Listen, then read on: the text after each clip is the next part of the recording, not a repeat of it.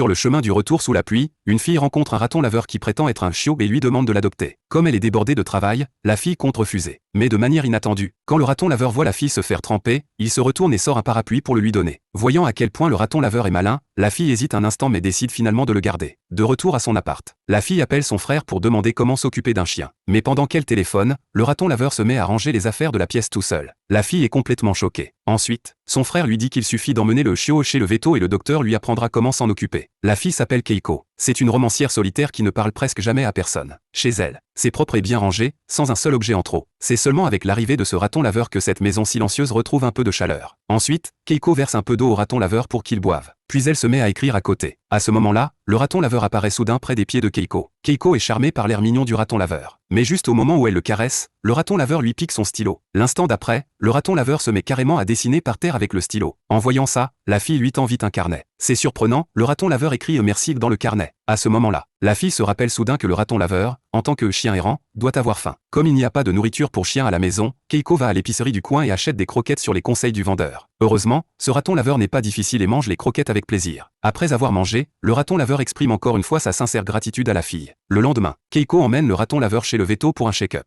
Juste au moment où le docteur demande s'il examine un chaton ou un chiot, ce qu'il voit c'est en fait un raton laveur. En entendant Keiko l'appeler un chiot, le docteur est sur le point de la corriger, mais le raton laveur l'arrête précipitamment. Comme Keiko le prend toujours pour un chiot, le raton laveur a peur qu'elle ne veuille plus de lui si elle apprend la vérité. Alors le raton laveur n'arrête pas de dire au docteur qu'il est bien un chiot. Heureusement, le docteur ne le dénonce pas et lui fait juste son vaccin normalement. Pendant que le raton laveur est allongé sur la table d'examen et souffre, le docteur manque de révéler sa vraie identité. En voyant ça, le raton laveur se redresse d'un coup et fait semblant d'aller bien. Le docteur se rattrape aussi vite en disant qu'il est en très bonne santé.